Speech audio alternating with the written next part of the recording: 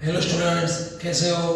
Wish you all the best. Board की exam बहुत ही नज़दीक आ रही है। स्टेट्स में तुम लोग बढ़िया से बढ़िया तैयारी की है। छोटी छोटी जगह तुम्हारे मार्क जाते हैं, खास करके सेक्शन एफ। हम सब जानते हैं सेक्शन एफ में 4 सम है: index number, correlation, regression, time series. अब इसमें तुम छोटी छोटी मिस्टेक कर देते हो, ये मिस्टेक अब नहीं करनी है। सुनो ध्यान से।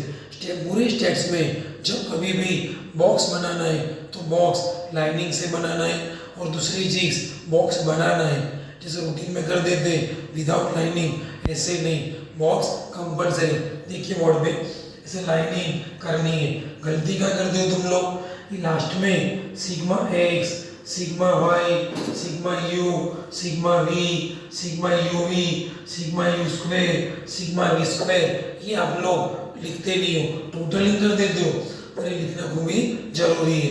और एक चीज, इधर ए सी, ये बी, ये सबकी वैल्यू भी हाईलाइट करना जरूरी है, तो 5 में से 5 पूरे मिलेंगे। एग्जाम्पल रिग्रेशन का है, सेम चीज कोरिलेशन में इंडेक्स नंबर, टाइम सीरीज, जहाँ जो अप्लाई होता है वो मेथड के हिसाब से करना है। और एक चीज है, स्टेट्स के अंदर जो लिखते हैं ऑब्जेक्ट एमसीक्यू, तो एमसीक्यू स्टेट्स हो, अकाउंट हो, इको भी है, तो एमसीक्यू में क्वेश्चन का नंबर और आंसर का ऑप्शन, मतलब ABCD, और उसके बाजू में जो उसका ऑप्शन है, तीनों चीज लिखनी है।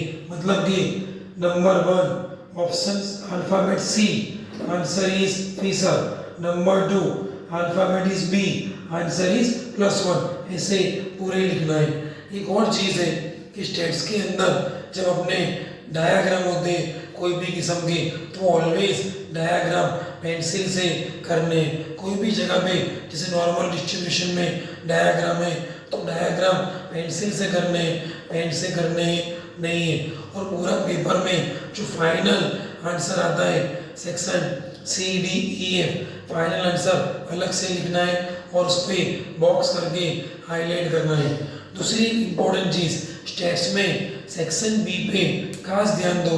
जो 1 मार्क वाले क्वेश्चंस आते हैं वो एकदम प्रॉपरली लर्न करने, और जो सेक्शन सी में थियरी आती है उसमें चैप्टर 1, 2, 3, 4 पार्ट 1 उसकी थियरी खास करनी है। पार्ट 2 में ओनली प्रोबेबिलिटी की थियरी, बाकी जो चैप्टर है उसमें बाइनोमियल की प्रॉपर्टीज, नॉर्मल डिस्ट्रीब्यूशन की प्रॉपर्टीज, लिमिट और डिफरेंशिएशन उसकी डेफिनेशंस, तो ये सब चीज़ ध्यान में रखना। कोई भी कंफ्यूजन हो, call at any time. Thank you.